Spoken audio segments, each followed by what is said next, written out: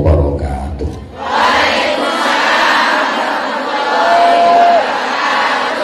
Bismillahirrahmanirrahim. Alhamdulillah wa syukrulillah wal khairu wasyarru bimasyiatillah. Asyhadu an la ilaha illallah wahdahu la syarikalah wa asyhadu anna Muhammadan abduhu wa rasuluhu la nabiyya ba'dah. Allahumma shalli wa sallim wa barik ala man fihi uswatun hasanah Sayyidina wa maulana Muhammadin sahibis syafa'ah wa ala alihi wa ashabihi wa tabi'in wa man tabi'a rishdah. Subhanaka la ilma lana illa ma 'allamtana innaka antal alimul hakim. Rabbi shrah li sadri wa yassir li amri wahlul 'uqdatam min lisani yafqahu qawli waj'al li waziran min ahli. Rabbana iftah bainana wa baina qaumina bil haqqi wa anta khairul fatihin. Rabbana atina min ladunka rahmah wa hayyi' lana min amrina rasyada. Rabbana atina fid dunya hasanah wa fil akhirati hasanah wa qina adzaban nar wa adkhilnal jannata ma'al abrar bi rahmatika wa fadlika ya azizu ya ghaffar ya halimu ya sattar ya rabbal alamin. Amma ba'd. Majelis zikir ilham yang dikomandani Bunda Nuris radhiyallahu anha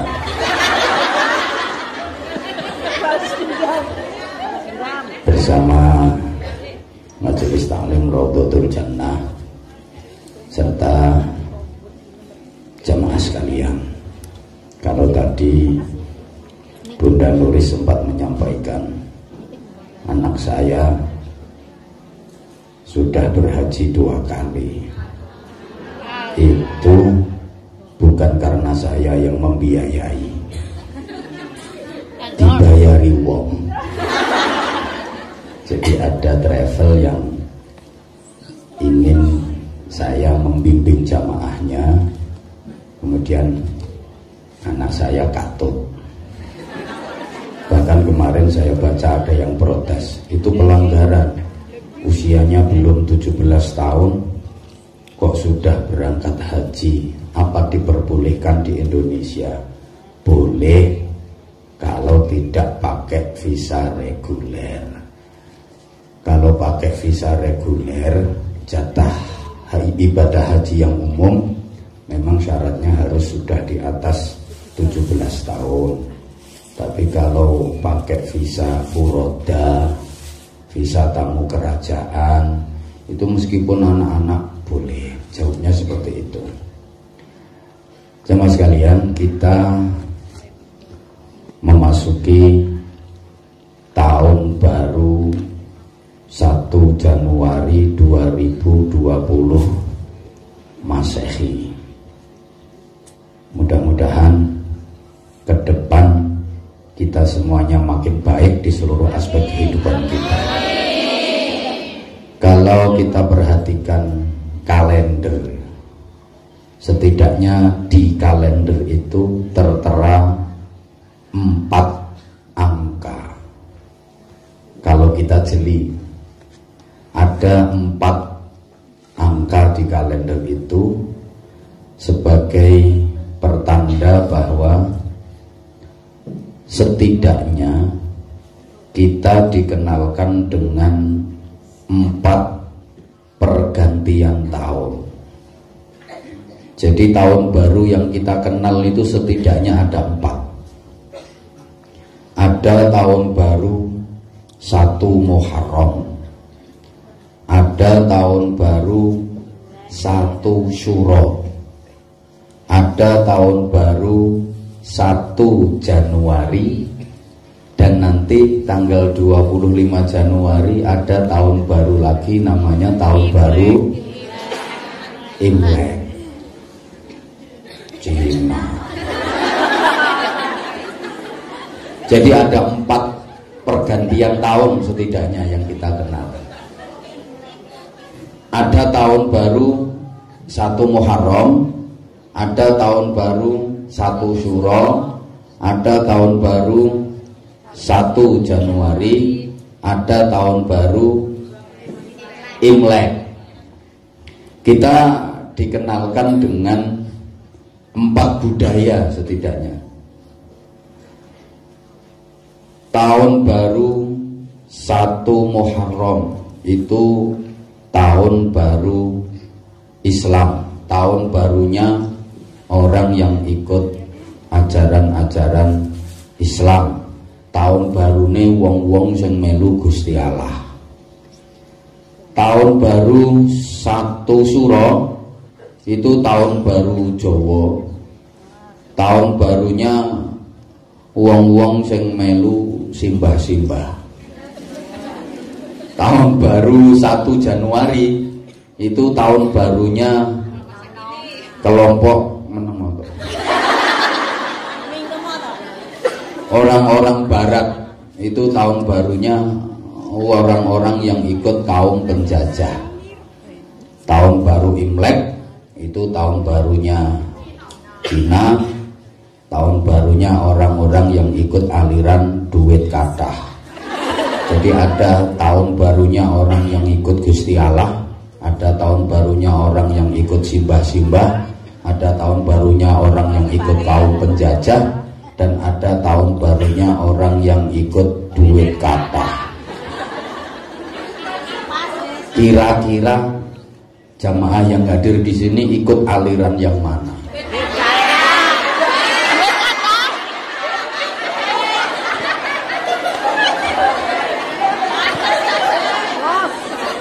Satu Muharram itu disebut tahun baru Islam, tahun barunya orang-orang yang berpegang teguh pada syariat, akidah, dan akhlakul karimah.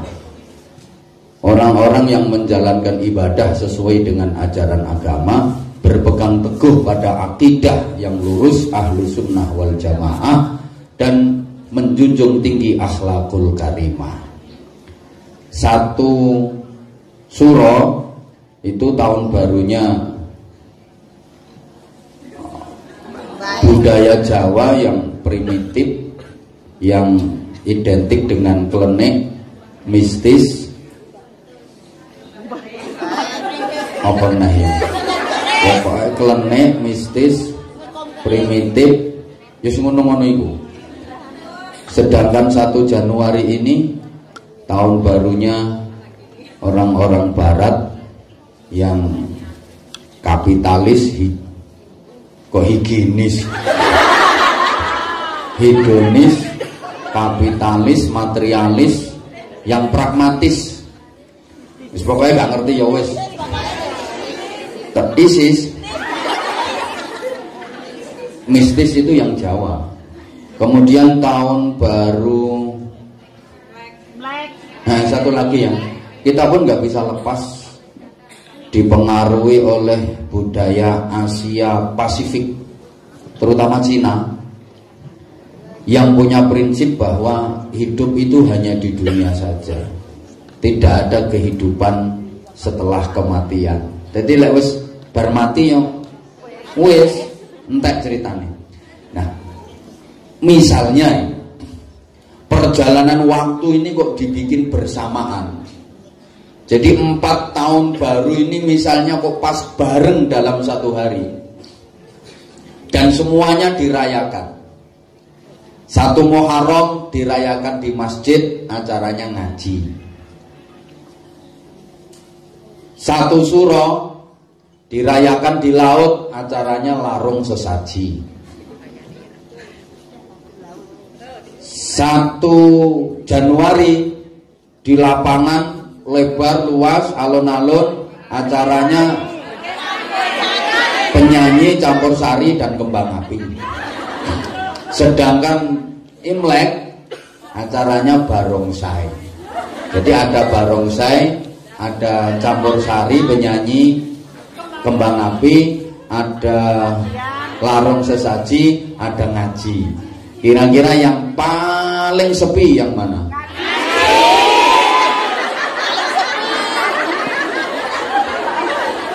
Yang paling rame?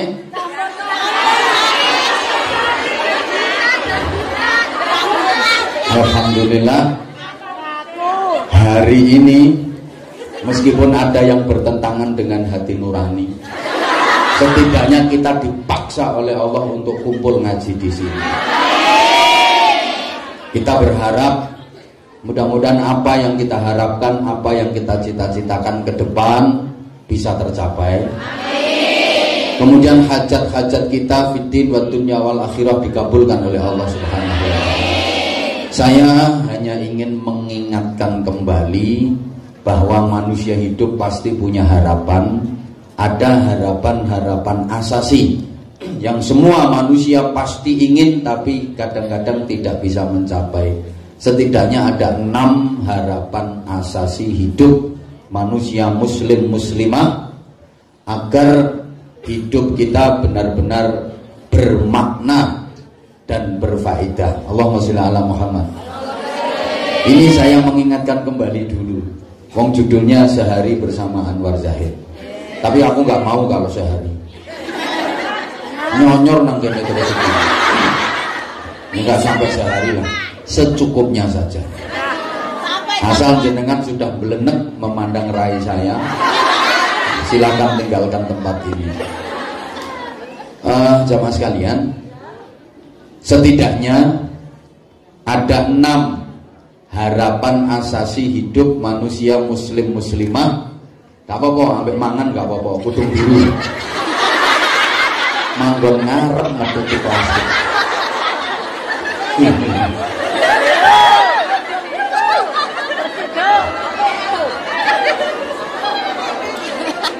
Agar hidupnya bermakna, setidaknya ada 6 harapan asasi. Yang pertama apa? Lupa. Ya, dulu kok belum. Dulu nggak tahu, sekarang lupa. Pertama, hidup itu harus selamat. Yang kedua, hidup itu harus sehat. Yang ketiga, hidup itu harus bisa merasakan nikmat. Yang keempat, hidup itu harus manfaat. Yang kelima, hidup itu harus terhormat. Dan yang keenam, hidup itu harus sukses dunia akhirat. Nggak usah banyak-banyak, 6 saja ini. Dan kita sebenarnya diingatkan setiap hari tentang 6 harapan asasi hidup manusia ini. Yang pertama apa? Ayo ngomong. Maka kalau aku ngomong tuh didengerin sayang. Ini juga merupakan doa, dan doa itu harus realistis ya. Doa itu harus masuk akal. Jadi berdoa kalau nggak realis itu pelecehan gitu. Kayak sampean misalnya berdoa, ya Allah jadikan aku istrinya presiden. Itu namanya doa yang nggak realis. Ya Allah panjenengan maha kuwasa, ya Allah jenengan pun pengalaman dados pangeran Gusti. Enggak kan gitu hatinya Kiai. Saya punya ayam, bikin telur ayam saya itu sebesar bola voli. Itu namanya pelecehan malah. Sesuatu yang nggak mungkin. Pertama apa tadi? Selamat. Kedua, sehat. Ketiga, nikmat. Keempat, manfaat. Kelima, terhormat. Yang keenam, sukses dunia akhirat. Udah, nanti dibikin status atau story, dibikin snap, dibikin bumerang, terserah. Monggo, yang penting dihafal nih. Kalau perlu nanti ditulis di tembok kamarmu yang kecil itu. Kamar majikanmu aja kecil, apalagi kamarmu. Kan biasanya diselempit nono pinggir WC itu, Dia ora pelecehan nyatane ngono tenang. Ini dapur. Ndelek katoke kangelan. Ayo diulang. Pertama apa? Selamat. Yang kedua sehat. Yang ketiga nikmat. Yang keempat manfaat. Yang kelima terhormat. Yang keenam sukses dunia akhirat. Nah kayak gini dong, udah cantik, pinter. Bendol darso. Pertama, hidup itu harus selamat. Dan kita diajarkan untuk itu. Semua ingin selamat. Bahkan orang mati saja didoakan agar selamat. Maka kalau kita melewati makbarah, dianjurkan untuk mengucapkan salam, mendoakan penghuni makbarah, mendoakan penghuni alam kubur agar mendapatkan keselamatan. Assalamualaikum dara qaumin mu'minin wa inna insyaallahu bikum lahiqun. Enggak hafal? Pantes. Penggaweane ngosek wis. Gini loh. Kalau Anda melewati makbarah suka mengucapkan salam, maka nanti ketika Anda sudah menjadi penghuni makbarah, orang-orang yang melewati kuburan Anda pun akan mengucapkan salam. Nek saiki sampean sik urip gak gelem salam ketika melewati makbarah, makbarah orang Islam lho ya. Nggih. Mun nang kuburane jenengan assalamualaikum. Enggak usah. Enggak masuk. Lek saiki sampean sik urip nek lewat kuburan gak gelem ngulo salam, engko giliran sampean mati, orang-orang yang lewat kuburanmu males ngucapno salam. Nah, salam itu bermakna doa. Assalamualaikum, semoga keselamatan itu atas kalian semua. Lha iki lho apike wong Islam. Jangankan dengan yang masih hidup, dengan yang sudah mati saja masih nyambung komunikasi, masih saling mendoakan. Ini ajaran. Jadi sekali lagi ini juga merupakan dalil bahwa mendoakan orang yang meninggal itu pasti sampai. Karena ada kelompok-kelompok yang mengatakan doa untuk orang yang meninggal itu nggak sampai. Salah satu dalilnya yaitu ketika kita lewat makbarah aja diperintahkan untuk mengucapkan salam, dan salam itu bermakna doa. Berarti kita mendoakan orang yang sudah meninggal. Begitu kok nggak sampai loh. Embuh. Gak usah bahas ngono-ngono itu tambah ngeluh. Makanya saya sering bilang ketika ada orang yang mengatakan siapapun dia, ustadz siapapun dia, kalau dia bilang mendoakan orang yang sudah meninggal gak akan sampai, gak usah didengerin. Orang itu ngopinya kurang jauh. Bismillahirrahmanirrahim. Allahumma sholli ala Muhammad. Allahumma sholli ala Muhammad. Apalagi dengan sesama muslim, muslimah yang masih hidup, setiap berjumpa dianjurkan untuk mengucapkan salam. Assalamualaikum.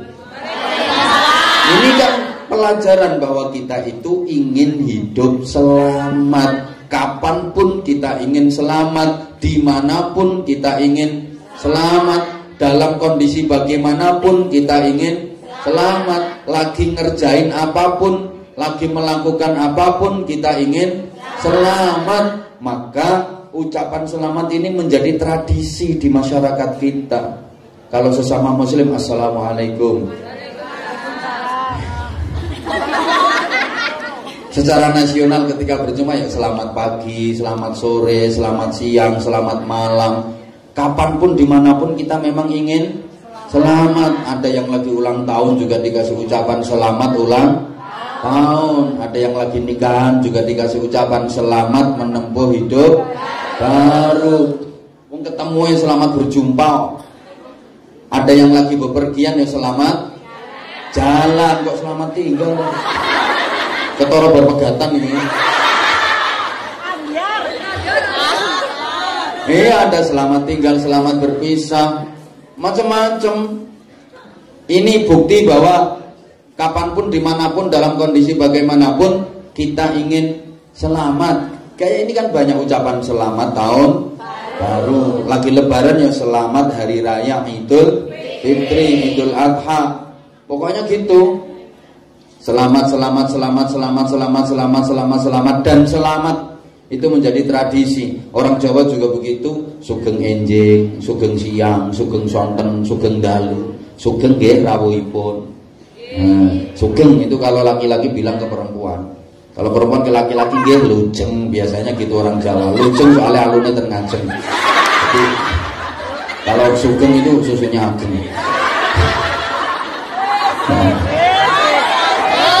Boh. Ben gak ngantuk. Nah. Itu sampai di kendaraan-kendaraan besar itu di bak belakangnya biasanya utamakan selamat. Karena memang kita hidup ini ingin selamat, tapi ternyata tidak mudah loh untuk mendapatkan hidup selamat itu. Nggak mudah. Kadang-kadang mesti hati-hati seorang selamat. Bahkan sekarang banyak anak-anak muda yang dalam bergaul tidak selamat, kecelakaan, akhirnya terlibat pemilu, perkawinan hamil dahulu, LKMD, lamaran keri meteng, bahasa Inggrisnya the tengkek biri, meteng dikek rabi hari. Ada yang sudah jadi pejabat saja nggak selamat. Ceplok yo ben. Biayaan doang.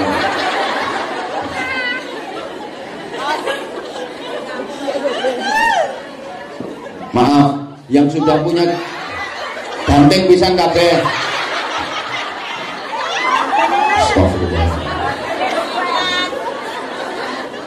Udah. Wong sing wis dadi pejabat kadang-kadang nggak selamat. Ada nggak pejabat yang tidak selamat? Banyak. Yang jelas kita semua pengen selamat. Sampai orang Jawa itu punya anak yang dikasih nama selamat.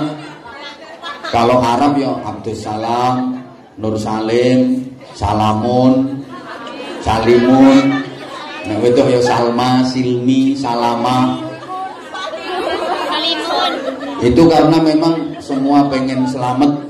Sampai masyarakat kita punya budaya namanya selamatan, karena ingin selamat.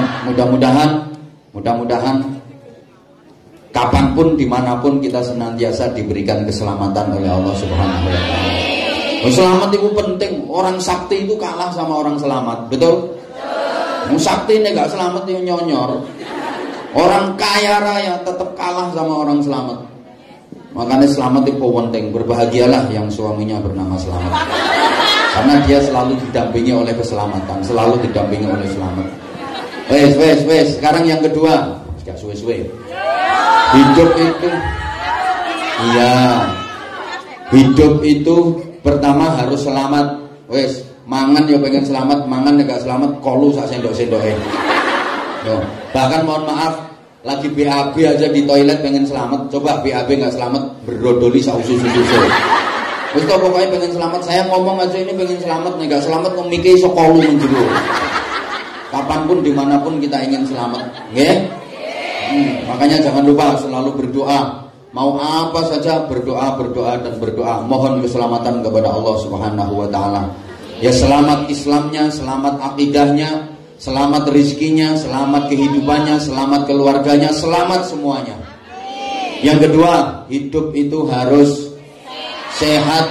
Maka setiap berinteraksi, interaksi itu bahasa Inggrisnya the serawung, gembul karo masyarakat, dengan relasi, dengan teman, kita selalu dianjurkan agar siap. Baru mulai. Siap komandan. Kita harus selalu sehat. Makanya kalau ketemu setelah Assalamualaikum, Waalaikumsalam, gimana kabarnya? Sehat. Mesti jawabnya begitu. Walaupun lagi sakit, ketika ditanya gimana kabarnya? Sehat. Padahal raine tempelan koyok 4 Gak ada orang gimana kabarnya sehat. Sehat apa nih? Bar mencret ping 2 semencret apapun ketika ditanya jawabnya tetap sehat. Yang nanya juga gitu, gimana kabarnya, sehat kan? Ngono, gak ono. Piye kabare? Gering toh, gak ada. Mesti sehat kan? Alhamdulillah sehat. Tapi yang ini sehatnya orang sudah sepuh, sehatnya orang sudah tua. Lungguh sering aleam. Itu tandanya belum sudah mulai berkurang kesehatannya. Oh, duduk di majelis ini loh sak jam iku aleane nganti ping 7. Itu berarti sudah harus mulai introspeksi bahwa usianya sudah banyak bertambah apa berkurang? Lungguh suwe titik, geringingan, kesemutan, itu tandanya sudah. Ada yang sudah begitu? Alhamdulillah. Ya harus ngaku. Sehatnya orang tua beda sama sehatnya yang masih muda. Beda dong. Kalau masih muda, sehatnya betul-betul prima. Kemana-mana tangan kosong berani. Emang masih muda. Tapi kalau udah tua, biasanya kalau pergi itu sudah mulai bawa senjata. Coba. Kalau masih muda, di tasnya itu mesti kosmetik lengkap. Sing wedak, sing lipstick, sing gincu, sing eyeshadow, sing blush on. Cermin nggak pernah ketinggalan. Parfum sampai pengharum kelek. Tapi kalau udah tua, di tasnya itu apa yang dibawa? Balsem, Remason, minyak angin, minyak kayu putih, aromaterapi. Betul? Saya beberapa waktu lalu pernah ngaji bareng sama pejabat-pejabat ya. Nah kebetulan waktu itu badan saya lagi kurang sehat. Bentar-bentar bersin. Itu pejabat yang pas di samping saya nanya, Pak Ustadz, flu ya? Iya kayaknya. Saya ngomong iya kayaknya itu, kanan kiri itu semua langsung ngeluarin minyak angin. Aku mikir ya Allah, pejabat loh sing bawa senjata minyak angin. Nah kalau perempuan udah agak tua, mau tidur itu nggak bisa terpejam matanya sebelum pegang 2 senjata. Biasanya gitu. Iya, tangan kanan itu pegang botol diisi air panas untuk menyekat tubuh, tangan kiri pegang minyak kayu putih untuk tolak bojo. Tolak angin yang tangan kanan tadi, botol Orson dikasih air hangat untuk menyekat tubuh, itu tolak angin. Sedangkan minyak kayu putih dipegang di tangan kiri untuk tolak bojo. Perempuan kan suka nakalan kayak gitu. Kalau lagi capek, lagi males, ngelihat suaminya kok semangat berapi-api, sebelum suami masuk kamar, blonyoan minyak kayu putih satu jerawan. Ternyata suaminya gablek, sudah blonyoan minyak kayu putih kok panggang ngeyel ae, tambah Remason. Remason belum mempan, labur pagoda. Masih belum mempan, parut ke Brambang. Kena parutan Brambang senjata pamungkas. Yang lanang balik cengkelang, putuslah harapanku. Siapa ngomong pengalaman? Ya enggak lah, istriku enggak kayak gitu. Nek bojoku anytime already. Allahumma sholli ala Muhammad. Allahumma sholli ala Muhammad. Maka kita dianjurkan untuk selalu menjaga kesehatan. Jaga kesehatan itu hukumnya wajib. Sekuat apapun iman seseorang, kalau nggak sehat ibadahnya nggak bisa sempurna. Betul? Imannya kuat, duitnya banyak, tapi nggak sehat, nggak bisa pergi haji, nggak bisa umrah, puasa juga nggak kuat, sholat tahajud juga nggak mampu, nggak sehat.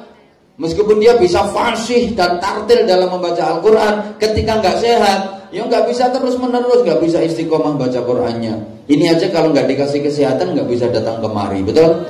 Maka mudah-mudahan semuanya senantiasa diberikan sehat dohir batin.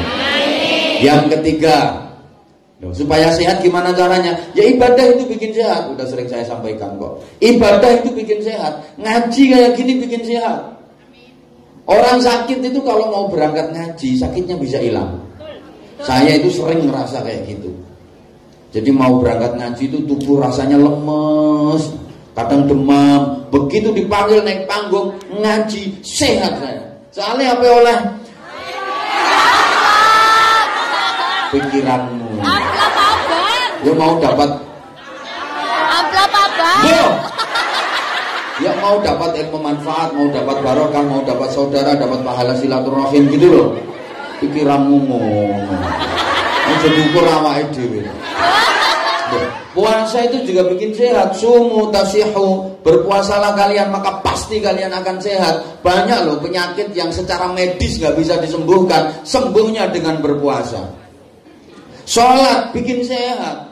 Tidak ada gerakan-gerakan senam yang lebih menyehatkan kepada organ-organ tubuh bandingi sholat itu tidak ada.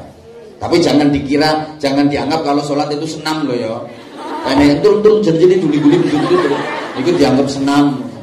Ya enggak, itu memang gerakan-gerakan yang subhanallah diatur sedemikian rupa oleh Allah Subhanahu wa taala melalui bimbingan Rasulullah sallallahu alaihi wasallam agar manusia itu senantiasa diberikan kesehatan. Orang itu kalau sholatnya full, sholatnya benar, mesti hidupnya sehat.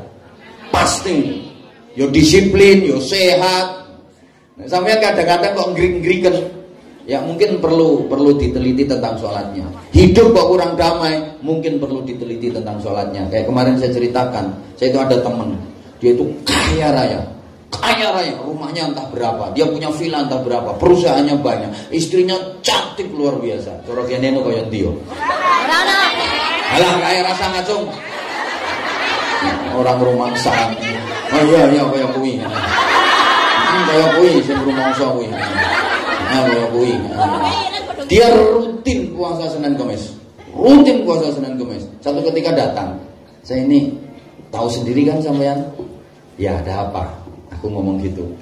Ya hidup saya lumayan berkecukupan. Batinku ya gak berkecukupan tok. Luweh. Undung-undungan duit. Istri saya juga cantik. Saya rajin puasa Senin Kamis. Tapi kenapa ya batin saya kok nggak bisa tentrem? Waktu itu saya jawab gini, mungkin kualitas sholat Anda yang perlu diperbaiki.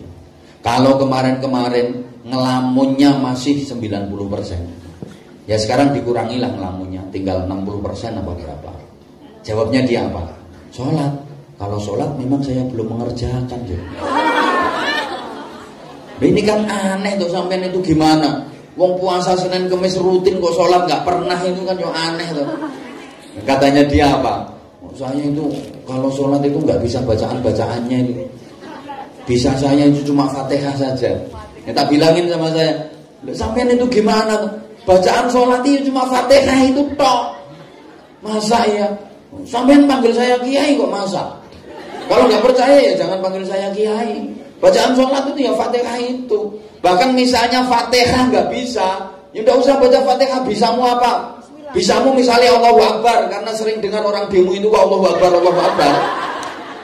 Bisamu cuma Allahu Akbar, sholat itu cuma Allahu Akbar, Allahu Akbar, Allahu Akbar, Allahu Akbar, Allahu Akbar, Allahu Akbar 7 kali. Allahu Akbar, Allahu Akbar, Allahu Akbar, Allahu Akbar, Allahu Akbar, Allahu Akbar, Allahu Akbar. Sah kok kalau memang belum bisa. Sampai belajar. Tanyakan kiai seluruh Indonesia, yang kiai beneran loh ya. Jangan kiai-kiaian. Kalau emang nggak bisa baca itu aja sah kok.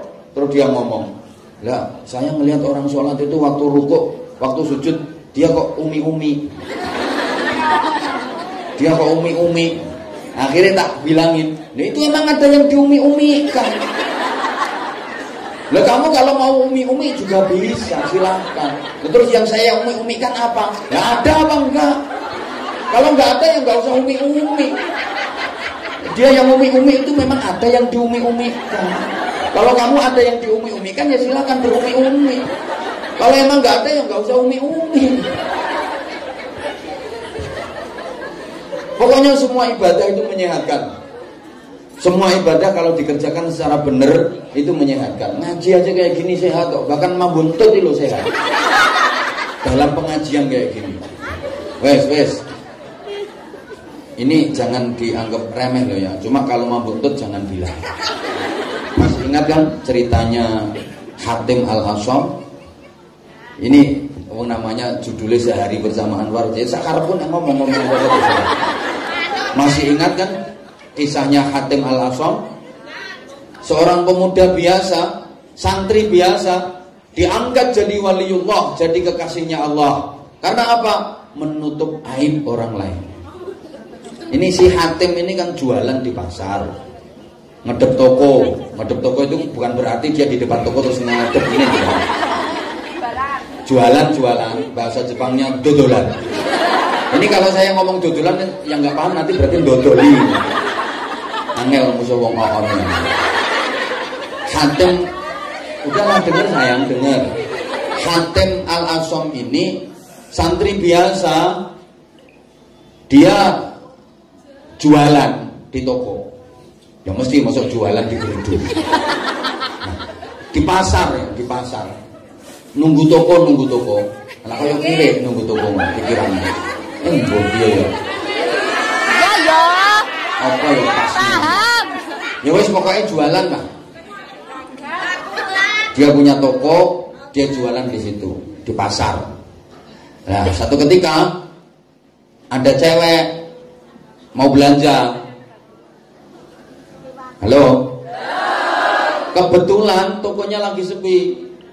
Begitu sampai di toko, ini si cewek entut. Ya, kentutnya kenceng lagi. Ya mungkin karena dia malu kan, mau kentut, kudu ngentut, akhirnya diempet ditahan. Lah entut itu kalau ditahan kan semakin kenceng. Semakin berusaha ditahan, ternyata dia tetap keluar. Ngono tok. Karena ditahan kan. Bayangkan seorang cewek kentut di depan cowok, ini kan musibah. Pucet langsung. Musibah. Ya kayak sampean lah misalnya lagi ngobrol sama saya terus bayangkan. Musibah besar. Lebih besar daripada tsunami. Sama, ini cewek langsung pucet. Hatim tahu kalau ini cewek malu. Apa yang dia lakukan? Subhanallah, dia pura-pura nggak denger. Padahal ini kentut bukan cuma bunyi, baunya juga fitini wa dunya wal akhirah. Ini Hatim, rungokno saya, berusaha untuk menutupi aibnya ini si cewek. Ditanya, Mbak mau belanja apa? Dia ngomong, gula. Apa Mbak? Sandal. Gula. Apa? Minyak. Gula. Apa Mbak? Berambang. Mbak, kalau ngomong yang kenceng, yang keras. Saya itu kalau diajak ngomong kok nggak keras kuping, saya suka nggak denger. Sama nek ngomong sing banter Mbak, aku lek diomongi alun kupingku gak krungu. Akhirnya saya, ini berarti nggak denger saya nih. Orang saya ngomong kayak gini dia nggak denger. Alhamdulillah. Padahal Hatim ini bukan cuma nggak denger, meh semaput.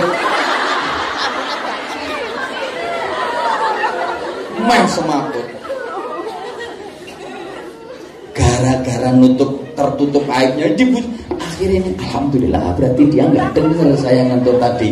Biasa, hilang pucetnya, hilang malunya. Lo gara-gara itu Hatim yang santri biasa diangkat jadi wali sama Allah Subhanahu wa taala, dijadikan kekasih Allah. Ngono lho. Makane sampeyan ndak ono kancane ngentut kok sambat, berarti angel dadi wali.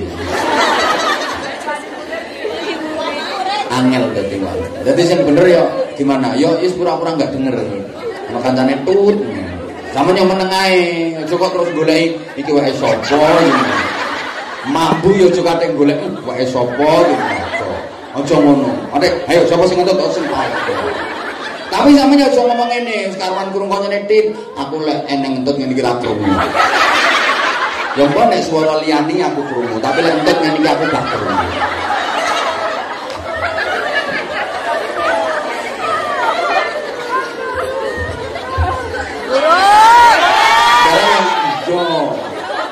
Yang ketiga,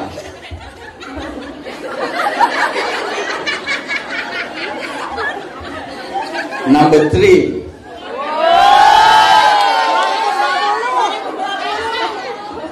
Sing nomor 3. Hidup itu harus nikmat. Maka kita dikasih makan, diberi kesempatan untuk minum, sampai di pengajian pun ada yang makan. Mesti tiap hari, mesti. Nyembuh kok ngono. Apa tuh kalau mau gak sarapan? Datang subuh. Oh gitu.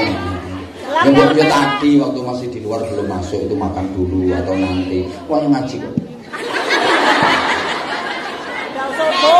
Oh menikmati.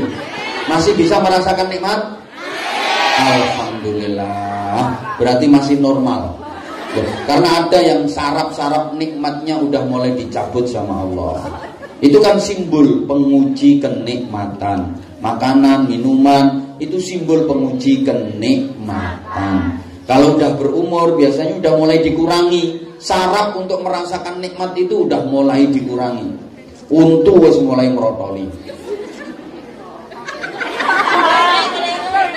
Aku yang wis soalnya. Iya, kok yo krasa lho. Berarti iki wis rondo tuwa. Wis gak rondo, wis tuwek. Syarat untuk merasakan kenikmatan itu sudah mulai dikurangi sama Allah. Makanya tapi kita tetap masih bisa merasakan nikmat. Kunci kenikmatan itu resepnya cuma dua. Satu, ditunda. Dua, dibatasi. Saya ulang. Rumus dan kunci agar mendapatkan kenikmatan itu cuma dua. Satu, ditunda. Dua, dibatasi. Kalau kita ingin terus merasakan nikmat, caranya satu, ditunda. Dua, dibatasi. Kenapa begitu? Gini, kejenuhan, kebosanan, dan kemblengeran itu akan timbul ketika kita apa saja terlalu sering dan berlebih-lebihan. Apa saja kalau terlalu sering mesti blenger, gini apa enggak? Apa saja kalau berlebih-lebihan mesti boseni, gini apa enggak? Semangat dong sayang. Apa saja kalau terlalu sering itu bikin jenuh, bikin blenger, betul?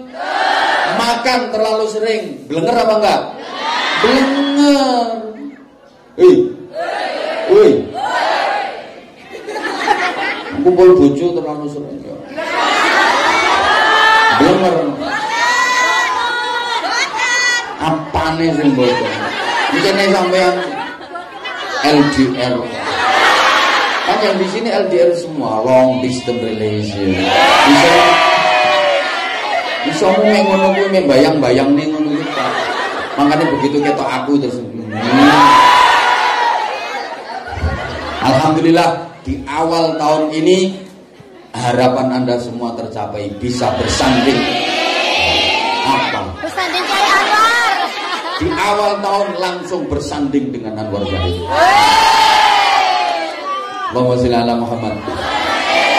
Oke, saya ulang. Apa saja kalau terlalu sering itu pasti bikin bosan. Maka kuncinya agar tidak bosan, ditunda dan dibatasi. Saya yakin kok, misalnya ya, tiap hari ketemu sama Anwar Zahid, tiap hari ngaji kayak gini bareng sama Anwar Zahid, bosen? Jangan ngandel nih kak. Enggak tiap hari saja udah mulai bosen kok. Dulu dengerin tuh saya dengerin. Dulu saya kan pernah enggak curhat enggak. Wongnya reneng.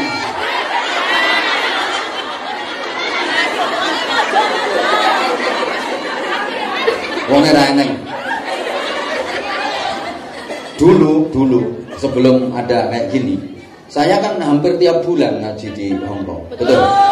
Hampir tiap bulan Anwar Zahid, Bahkan ketika ada ustadz nggak bisa, ustadz siapa berhalangan, pasti yang ditelepon saya. Ini ada ustadz nggak bisa datang, saya datang. Dulu begitu, kan akhir-akhir ini enggak.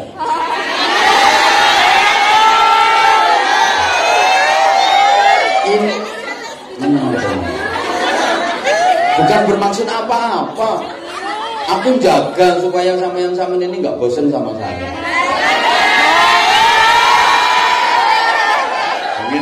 Ini kalau sing batin ini alasan wong ra payu. Jangan bilang nggak payung. Jadwal saya sampai sekarang pun masih 3 tahun ke depan, 2022. Dibilang nggak payung gimana kok? Sampai sekarang pun jadwal saya itu 3 tahun ke depan. Ya aku mau menangi orang. Loh iya, makanya saya batasi maksimal 3 tahun, nggak berani lebih dari itu. Karena nggak ada jaminan usia saya bisa sampai 3 tahun ke depan. Saya ingat Sayyidina Umar, jangan janji besok. Kamu bisa menjamin kalau usiamu sampai besok. Nah aku kok janji no jamaah sampai 3 tahun. Gitu. Makanya terus akhir-akhir ini kan sering dibatasi. Kalau dulu menengok terus menengok. Begini loh, kalau dulu menengok nih. Kalau dulu menengok ngomong nggak menengok. Dulu itu hampir tiap bulan, sampai saya itu menjagakan. Apa yang menjagakan?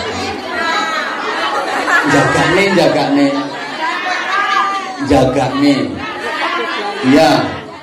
Saya bangun pesantren itu kan sistemnya utang.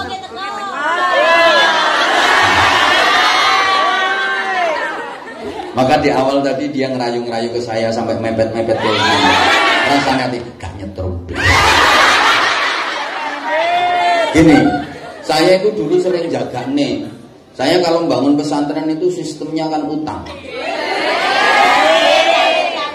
Utang ke toko material, ke toko bangunan itu. Jadi nanti kalau sudah mendekati 100 juta baru saya bayar. Utang lagi mendekati 100 juta saya bayar. Jujur, saya waktu itu banyak jaga nih toko. Iya. Makanya kemarin kan saya sampaikan, nanti kalau ada kesempatan sampean silaturahim ke pesantren kami, sah sampean punya batin, aku melok banget. Demi Allah sah. Jadi ketika sampean datang loh, ini bukti makhluk-makhluk ini jadi saksi. Ini yang sudah pernah datang ke pondok, makanya lihat tempat ning pondok mesti dipoto kan, terus ngisore ditulisi aku melu banget. Saya dulu berani aku utang 100 juta karena bulan depan aku ngaji di Hongkong. Engko oleh ente kok kono tak ge bayar. Ente kok kono tak ge bayar. Saiki gak pati uang. Dan di samping itu dulu sering dikirim sampai kemarin ada salah satu pengurus Ilham datang ke rumah. Dia heran tuh. Ya ini bangun pondok sampai kayak gini. Nah iya ini hasilnya kayak gitu. Tapi dulu aku sering dikirimi. Akhir-akhir ini kan udah gak pernah dikirim. Gak perlu ngomongnya gak. Wes ben memang ini tak omong nih ini ben viral. Misalnya modelnya apa-apa viral. Aku terus batin, oh ternyata gitu ya. Jadi apa saja itu kalau terlalu sering dan berlebih-lebihan itu pasti membosankan. Cinta juga begitu. Titenono. Mencintai seseorang kalau terlalu berlebih-lebihan pasti membosankan. Begitu sudah bosan, bencinya juga berlebih-lebihan. Saya sudah pernah ngalami gitu. Saya pernah dicintai berlebihan, juga pernah dibenci berlebihan. Bener. Sampai saya nggak tahu apa-apa, ini dituduh ini, dituding ini, padahal saya nggak tahu apa-apa. Wong gak krungu yo wes. Coba sampean makan misalnya, tiap hari makan enak, minum nikmat, enak, tiap hari makan kayak gitu. Bosen apa enggak? Bosen. Makanya panitia itu heran ketika saya minta apa kesukaannya, ikan asin sambal terong. Karena tiap hari saya ketemu daging beneran kok, daging-dagingan. Tiap hari ketemu jenis masakan kayak gitu, belenger, bosen, jenuh. Apa saja, makan minum tiap hari enak berlebihan, pasti nggak nikmat. Maka kalau ingin nikmat, besok Senin, besok Kamis coba makan minumnya ditunda. Caranya puasa. Pasti akan merasakan nikmat. Cuma nanti waktu berbukanya jangan berlebih-lebihan. Minumnya normal saja, lauknya biasa-biasa saja, pasti nikmat. Coba sekali-kali masak sendiri. Coba sekali-kali. Sego liwet, sambal terasi, iwak teri, pete godhog. Masya Allah.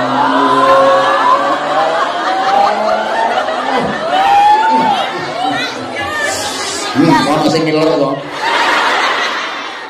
Bener itu. Dan nikmat itu, nikmat. Turah sambele tambah segone, turah segone tambah sambel. Wis entek lho, piringe dikoreki. Yo tangane dikelamuti. Wis wisuh resi lho sik diambungi. Nikmat. Makanya sekali lagi, kalau ingin nikmat, resepnya, rumusnya, 1 ditunda, 2 dibatasi. Maka saya juga bersyukur akhir-akhir ini jadwal saya nggak terlalu sering ke sini dalam rangka menunda dan membatasi. Saya yakin kok, saya yakin kalau terlalu sering kayak dulu, sebulan bisa 2 kali. Tiap bulan datang, tiap bulan datang, tiap bulan datang, mesti ono bosene. Petuk wong kuwi. Wong gak ketemu wong kuwi. Bener. Lu nonton toh? Hoi. Ya, apalagi perjalanan dakwah di Hongkong kayak gini. Jamaah Hongkong itu kan kadang-kadang suka kumat-kumatan. Tapi alhamdulillah, jamaahnya Anwar Zaid ini termasuk stabil, termasuk dinamis, alhamdulillah. Ini harus kita akui, sayang. Kan banyak tuh begitu datang viral, ramai jamaah, tapi nggak bertahan lama, nggak sampai setahun, bleb, sepi jamaah entek. Nah Anwar Zaid ini kan mohon maaf, gak kok ngelemah awake dhewe kaya wong gendeng. Loh, saya kan mendelok. Jadi mulai rumah saya. Ya ada yang pulang, mesti itu nggak mungkin dong nggone Hongkong terus-terusan. Ada yang pulang, tapi ada yang datang lagi. Kelompok-kelompok tomboy sing biasanya rambutnya semir-semiran. Iki aneh iki. Saiki kudungan abang kok.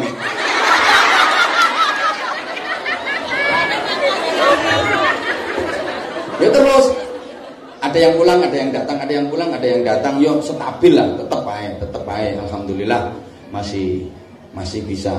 Ya mudah-mudahan jenengan ini nggak bosen. Aku nggak bosen, wong aku mau sek WC kupingku tak sumpeli. Aku bahkan nek gak krungu suarane wong kuwi ra iso turu. Ada yang sampai sekarang masih begitu, alhamdulillah. Itu namanya setia. Makasih. Pokoknya kita harus berusaha untuk mendapatkan kenikmatan. Udah hampir 12:30 nggak terasa. Iya ya, caranya 1 ditunda, 2 dibatasi. Apa saja, sekali lagi, apa saja. Kalau terlalu sering dan berlebih-lebihan, itu pasti membosankan. Kalau sudah bosan nggak akan terasa nikmat, Semua itu ada masanya. Yang keempat sekarang, hidup itu harus manfaat. Khairun nas anfa'uhum linnas. Manfaat itu ya apa saja yang bisa kita lakukan, selama itu manfaat untuk diri kita, untuk keluarga kita, untuk sahabat-sahabat kita, untuk keluarga, untuk masyarakat, untuk agama, untuk bangsa dan negara, mari kita lakukan. Jangan pernah menunda untuk melakukan kebaikan. Ya, tak baleni maneh. Kalau bisa ngaji, yang manfaat melalui itu. Tahu mondok, menguasai berbagai macam disiplin ilmu agama, silakan jadi kiai, jadi bunyai, jadi ustadz, jadi ustadzah. Kalau nggak bisa ngaji, ya jangan jadi ustadzah. Nggak bisa ngaji jadi ustadzah. Maca surat Inna anzalnahu fi lailatul qadr teng beletot gak karo-karuan. Dolal dalil. Malah keliru kabeh. Nggak iso ngaji, nggak usah jadi ustadzah. Halo. Kalau nggak bisa ngaji ya jangan jadi kiai. Saya saja ini bukan kiai kok sebenarnya. Ya sampingannya kepeksa. Terus kadung. Tapi kan setidaknya ya tahu mondok. Ya lumayan lama, walaupun ngajine gak tenanan kan totalnya nek 17 tahun ada saya di pondok pesantren. Sik suwe aku ngomong selawe tahun.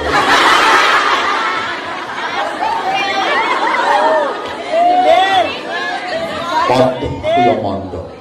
Malah mondok nang luar negeri.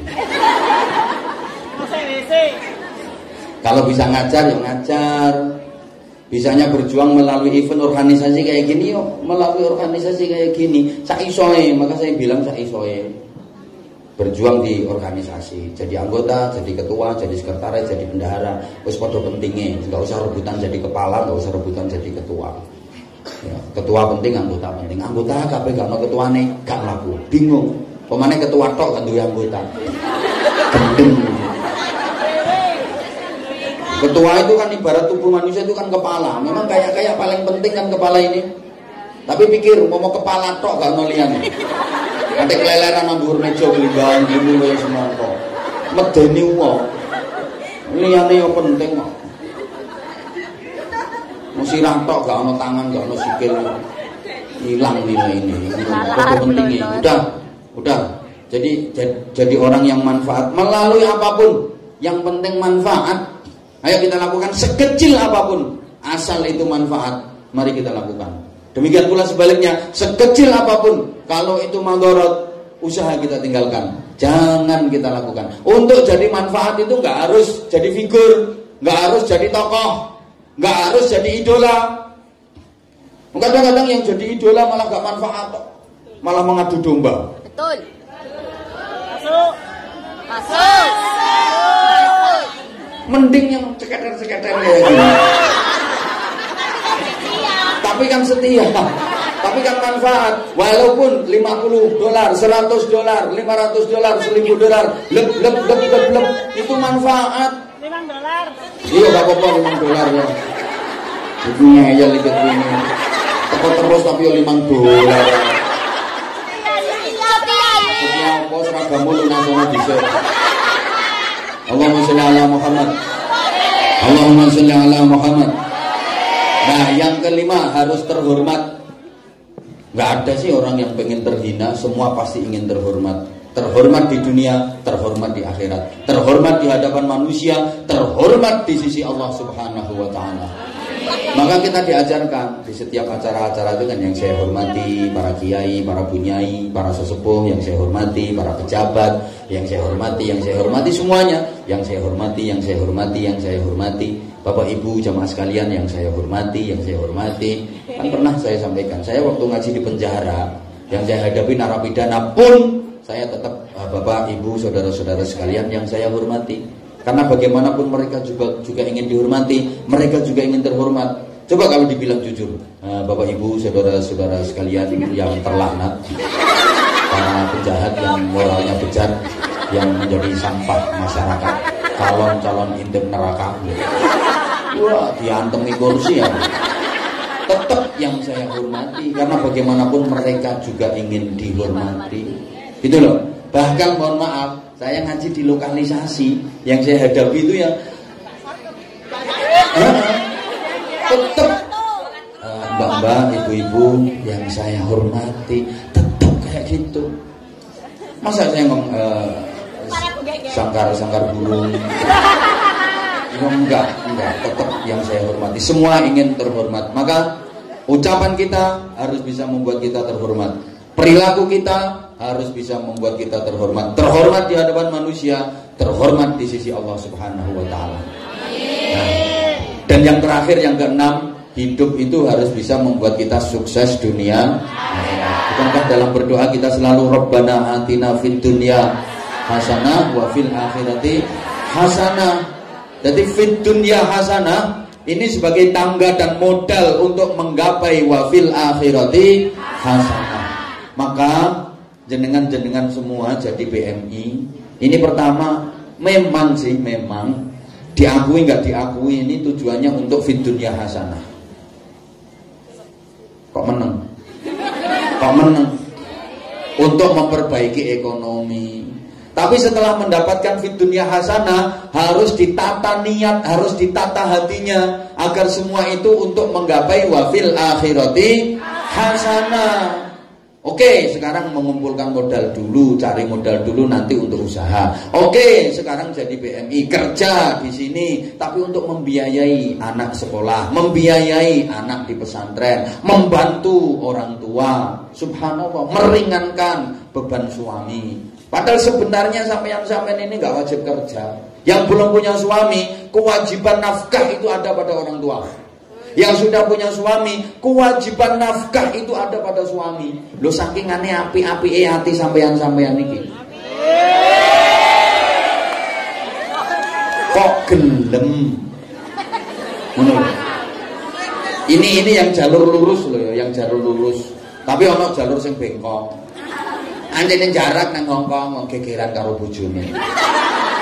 Belenek karo bojone. Macem-macem lah, macem-macem. Tapi apapun, iya, benang duwe omah, macam-macam lah, macam-macam. Yang jelas diniatkan untuk menggapai wafil akhirati hasanah. Wong sejelek-jeleknya orang itu pengen wafil akhirati hasanah, dan itu digapai puncaknya mendapatkan ridha Allah, masuk ke surganya Allah. Orang senakal apapun, sebejat apapun, tetap bercita-cita ingin masuk surga. Betul? Betul? Orang senakal apapun, sebejat apapun, tetap kepingin masuk surga. Misalnya, ono bocah lanang nawakaleram, wis gak pernah sholat, gak pernah puasa, ada pengajian malah dirusui sama kiai, benci luar biasa, suka bikin onar di kampung, wes pokoknya jadi garangan, tukang nyolongi ayam. Gak pernah ada mangga tua. Dia lewat di bawah pohon mangga itu, mangga rontok sak glansing-glansing. Penggaweannya mendem. Satu ketika pas mendem oplosan, kelepek, mati. Tetangganya kan gregeten, iki dudu menungso. Wis ora usah diapa-apane, kedone lemah digelundungno, diutel-utel, ditekuk-tekuk, dipendem, diuruki, wis beres. Kira-kira keluarganya nelongso apa mboten? Ya pasti nelongso. Inginnya juga tetap dimandikan, dikafani, disolatkan, bahkan diundangkan tetangga-tetangga, minta didoakan, ampuni dosanya, masukkan ke surga. Model nilai ndonga yang merem-merem. Ya Allah, panjenengan ngapunten dosane niki. Malaikate guyu. Bocah kaya ngono dapurane kok. Padahal misalnya sampeyan jadi Tuhan. Misalnya ada anak yang modelnya kayak gitu, itu sampean masukkan ke surga apa ke neraka? Ya iya. Tapi tetap semua orang itu ingin menggapai wafil akhirati hasanah dan waqina adzaban. Nah, itu setidaknya 6 harapan asasi hidup manusia muslim agar hidup itu betul-betul bermakna. Nah, untuk menggapai itu jamaah sekalian, mbah ra digatekno kok. Digatekno kok nyawang mrono golek apa. Halo. Halo. Untuk menggapai itu syaratnya banyak banget.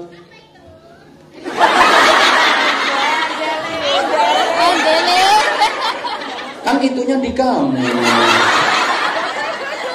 Kok masih nanya apa itu? Kan itunya di kamu.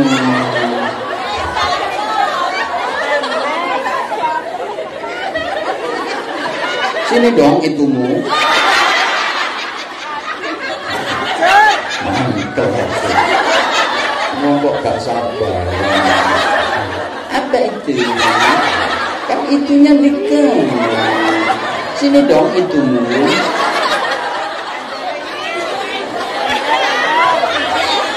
Aku sih apa kata kamu? Kalau kamu handle, aku bisa lebih handle kok.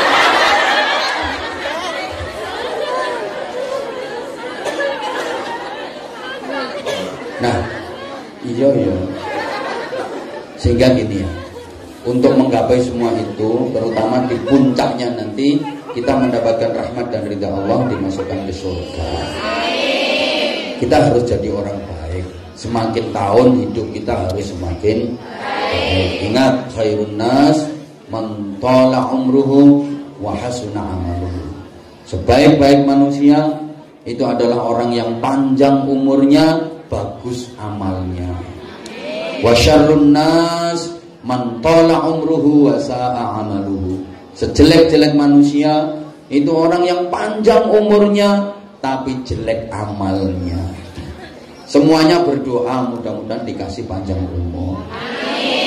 Tapi sesungguhnya panjangnya umur itu nggak begitu penting kalau nggak disertai dengan bagusnya amal. Apa sih usia itu? Apa sih umur itu? Kalau cuma dapat panjangnya saja, sementara nggak bermutu, nggak berkualitas, malah nambah-nambahi dosa. Banyak kok orang yang umurnya nggak panjang, tapi manfaatnya luar biasa. Maka yang penting dalam hidup ini bukan berapa panjang umur kita, berapa lama hidup kita di dunia, enggak, bukan itu yang penting. Tapi manfaat apa yang bisa kita lakukan sepanjang hidup kita. Saya kan pernah menggambarkan umur itu kayak dompet. Dompet itu ono sing ndek, tapi isine bek, mau mentek-mentek nang atos. Gak dawa, gak ndek, pendek ndek, tapi isine bek mentek-mentek atos cebloki klotak.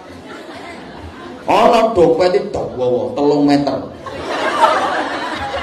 Tapi melur nyampuki wong liwat. Wong-wong yo sambat, Dik, kedawan, Dik. Dawa yo dawa tapi aja dompete. Yo liyane ngono dawakno. Sampeyan seneng ndi? Dawa melur ngono. Yo apa? Ndek watos mentek-mentek. Ambek dawa lemes melur. Seneng ndi sampeyan? Oh, dawa atos. Yo cagak listrik iki.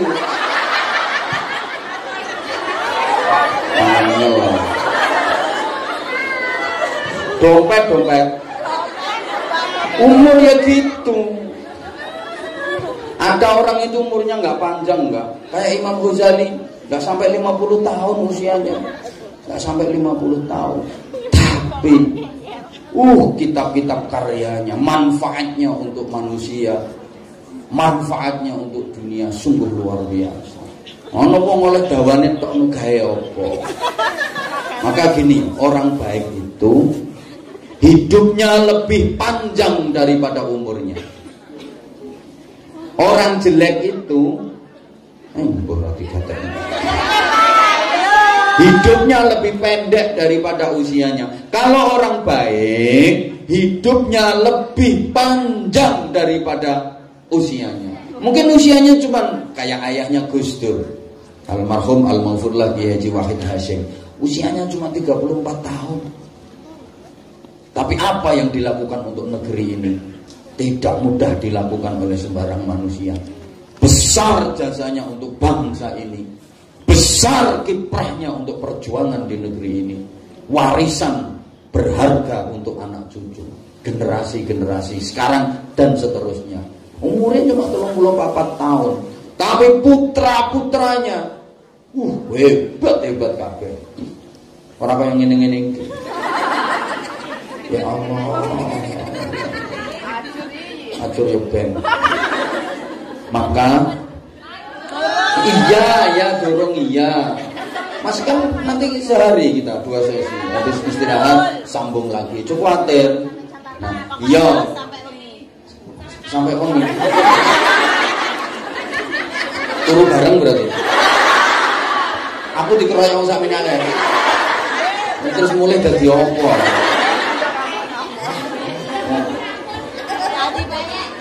Wah. Yang ini sayang. Iya. Tahun bertambah. Usia kita bertambah. Tapi umur dan ajal kita berkurang, kesempatan hidup kita berkurang. Coba berapa waktu yang kita sia-siakan di masa lalu? Berapa umur kita yang mubadir tidak kita gunakan untuk manfaat? Padahal kata Rasulullah, seambekan satu nafas saja yang tidak diisi dengan kebaikan itu akan menjadi penyesalan besok di akhirat. Padahal cuma satu nafas, satu helai nafas yang tidak diisi dengan kebaikan itu akan menjadikan penyesalan besar besok di akhirat. Dan nafas kita yang tidak diisi kebaikan itu kira-kira berapa? Enggak terhitung. Masya Allah. Oh, wis nek eling-eling ngene iki rasane koyo piye? Maka betul sekali kalau Rasulullah berpesan agar menjadi orang baik, kita diperintahkan untuk selalu mengingat tentang kematian. Kata Rasulullah, cek dadi wong apik iku dikongkon eling mati minimal sehari semalam 20 kali. Berapa kali? 20 kali. Ya Allah. Jadi orang itu disuruh ingat mati. Orang kalau ingat mati pasti jadi orang baik. Mesti. Arep nakal nih loh, ngeling mati gak sido. Mau mabuk misalnya arep mendem, mati gak sido.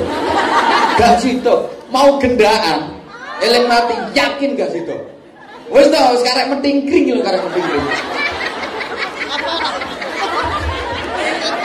Tinggal, iya bahasanya. Tinggal metingkring saja, terus ingat, mati. Ndane apike pas metingkring nang mati. Apa maneh kelek. Wes pokoknya kalau banyak ingat mati mesti dadi wong apik. Makanya al-kayyisu mandana nafsahu amila lima ba'dal maut. Orang cerdas itu bukan orang yang otaknya brilian. Orang yang sekali ngomong jadi duit ribuan dolar, bukan itu orang cerdas. Tapi orang cerdas itu adalah orang yang selalu muhasabah, introspeksi. Iso ngrayangi jitoke, metani awake, gampang di metani awake dia ambek metani wong liya. Metani wong liya gampang, sak kor-kore sak lingso-lingsone jebul kesikate. Tapi lek metani awake dhewe kan angel ya. Iso emeng didis. Itu pun sing kena sing gede-gede. Wis saiki gak usah. Terus bapak no tumong. Ora duwe. Ditok. Wis diprotok. Wa amila lima ba'dal maut, melakukan hal-hal sebagai persiapan dan bekal untuk menghadapi kematian. Itu orang cerdas. Jadi apapun yang dilakukan itu sebagai bekal untuk menghadapi kematian. Orang cerdas. Maka disuruh banyak-banyak ingat mati. Sehari semalam minimal 20 tahun. Ya Allah, berarti hati kau neleng mati terus. Nggih. Nah, tolong perhatikan. Ingat mati yang bermanfaat itu apa? Terus ingat kalau dirinya akan mati? Enggak. Kalau cuma ingat dirinya akan mati, belum ada manfaatnya. Karena apa? Semua orang juga ingat mati. Kalau hanya ingat dirinya akan mati, itu belum begitu manfaat. Karena semua orang rata-rata juga ingat mati. Banyak kok orang yang sudah ingat mati tapi masih nakal. Ingat, sadar kalau dirinya akan mati, tapi kelakuannya masih buruk. Saya kalau gambarkan gini, penjual kain kafan itu kan mesti ingat mati. Wong sing didol buntele mayit. Tapi nggak mesti dia jadi baik kok. Kadang-kadang jualan kain kafan tapi nggak sholat. Ada nggak kira-kira? Nah, itu kan dia ingat kalau mau mati. Terus penjual batu nisan, ya ingat mati, wong sing didol patok kuburan. Tapi kadang ya masih nakal. Maaf tukang gali kubur itu juga ingat mati. Tukang ngedok kuburan. Tapi saya pernah melihat sendiri, dia gali kubur waktu Ramadan siang-siang, udut, rokok, kebal. Ya Allah, ini kuburan ini saya nakal. Bahkan ada orang gendaan di kuburan itu ada. Cari tempat sepi katanya. Maka kalau hanya sekedar ingat mau mati saja, belum begitu ada manfaatnya. Yang ada manfaatnya itu mempersiapkan diri menghadapi, dan bekal terbaik kematian itu ada 3. Idza mata ibnu adam in qata'a amaluhu illa min 3, shadaqatin jariyatin aw ilmin yuntafa'u bih aw waladin shalihin yad'u lah. Ini hadisnya familiar sekali. Kabeh hafal mesti. Minimal pernah mendengar. Ketika manusia sudah mati, maka terputus semua amalnya kecuali 3. 3 ini yang sering saya sampaikan, saya bilang sebagai amal produktif. Artinya amal produktif, walaupun pelaku amalnya sudah meninggal, tapi dia terus dapat pahala. Kayak dia masih hidup dan melakukan amal. Hebat nggak? Orangnya udah meninggal, mungkin jasadnya udah berkalang tanah, awake wis bosok bisa. Tapi hakikatnya dia masih hidup. Seakan-akan dia masih hidup dan terus melakukan amal karena dia terus dapat pahala. Apa saja? Pertama, sedekah. Kode. Bener loh, ini saya ngomong bener kok dibilang kode. Emang kode, ini kode buat kamu. Kalau dirimu iya $5 sakarepmu nek mentolo. Ini kode, betul ini merupakan kode. Sedekah ini sungguh luar biasa. Luar biasa. Pembersih amal, iya dong. Rezeki yang Anda dapat itu sifatnya bruto. Penghasilan kotor. Halo? Halo? Yang boleh Anda nikmati, yang boleh Anda rasakan, yang boleh Anda pakai itu yang neto. Dari bruto menuju neto harus ada cleaner. Pembersih. Pembersih kok pembalut. Embung.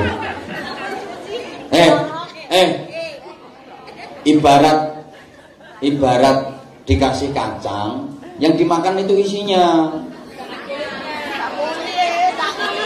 Ibarat dikasih lemper, yang dimakan ya isinya, itu yang neto, kulitnya dibuang. Maka gaji yang Anda dapat, rizki yang Anda dapat itu bruto, kayak lemper, kayak kacang. Maka kalau nggak disedekahi, dapat gaji, dapat penghasilan, nggak disedekahi, itu kayak orang dapat lemper dimakan sak godong-godongnya, sak biting-bitingnya.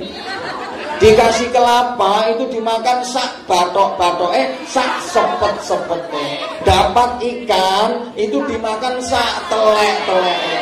Itu namanya orang gecelutak endeng geragas. Maka tolong, ya Allah, ini nanti panitia meneng bawa meneng, harus nyawa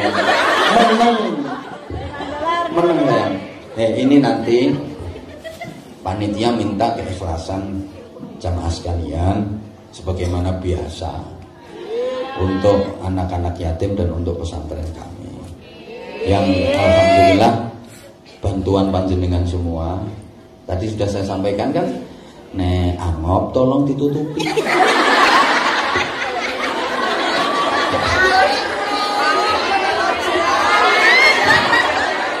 Ya, baru mesti ada. Aku tahu kalau kamu tuh capek, tapi kan sekarang libur. Gak apa-apa kok, gak apa-apa. Gak dengerin gak apa-apa, yang penting melek. Terus tolong kalau angop ditutupi. Elek-elek, ngomong yang serongat ini. Angop mangap gak ditutupi, ya Allah, ya Allah. Madem aku bisa.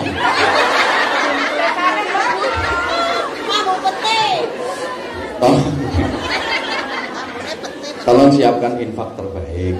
Jadi infak itu yang penting banyak. Iya, gak ikhlas gak apa-apa.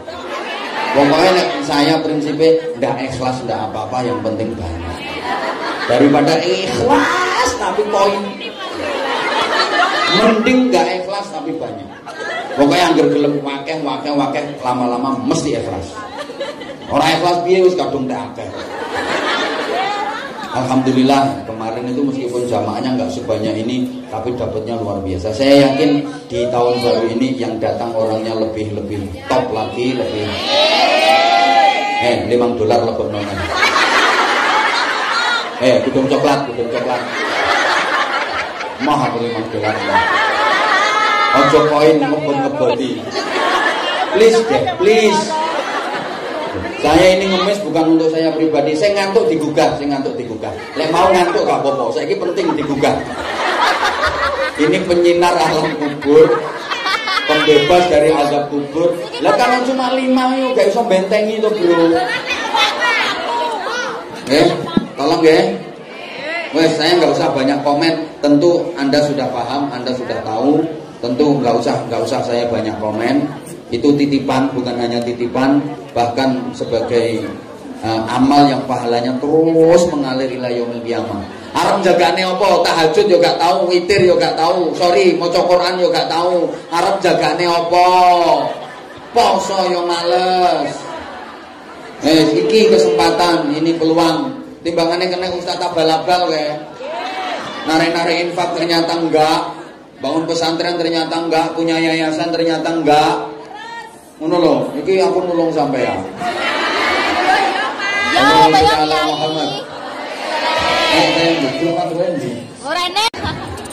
Allahumma sholli ala Muhammad.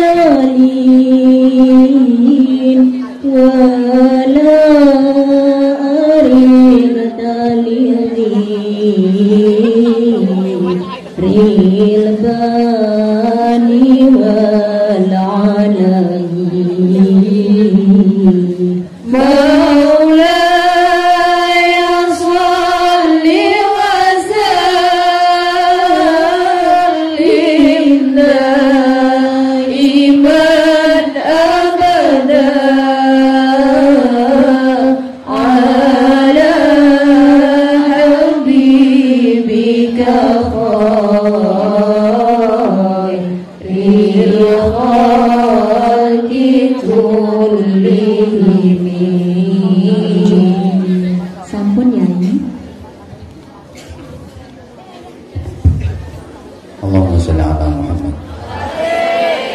Ini ada jamaah yang luar biasa. Sak dompet-dompetnya tidak romo. Mungkin gaji 1 bulan dikasih semua. Saya ngamin mau $5. Setia ya. Alhamdulillah. Insya Allah nanti di sesi kedua kita ada doa khusus, doa fidah. Kalau saya dapat dari panjenengan ini pasti setiap rutinan Ahad Kliwon malam Senin Legi itu selalu saya Fatihai, saya doakan khusus. Ini kebetulan besok saya pulang pas tanggal 5-nya. Mungkin sebagian bisa ikut live streamingnya nanti. Ini teman-teman mulai ada channel YouTube. Jadi kalau yang resmi punya pesantren kami itu Anza Channel. Jadi Anza Channel, Anwar Zahid Anza. Itu yang resmi punya pesantren kami. Anak-anak mulai buka. Ya, jangan lupa subscribe. Ini saya yakin habis dari omong ini mesti langsung ramai nanti. Itu yang resmi punya pesantren kami. Kalau saya sih sebenarnya nggak punya akun-akun kayak gitu, nggak ada. Tapi anak-anak ya teman-teman mulai bikin YouTube karena terlalu banyak dimanfaatkan oleh oknum yang tidak bertanggung jawab. Ada informasi dari YouTube itu ternyata video-video ceramah Anwar Zahid itu di samping memang sekarang udah banyak ditiru oleh yang lain. Loh iyalah. Ya, bukan kayak gitu, ceramah-ceramah saya yang lawas-lawas, yang lama-lama itu banyak. Sekarang ditiru diolah itu banyak.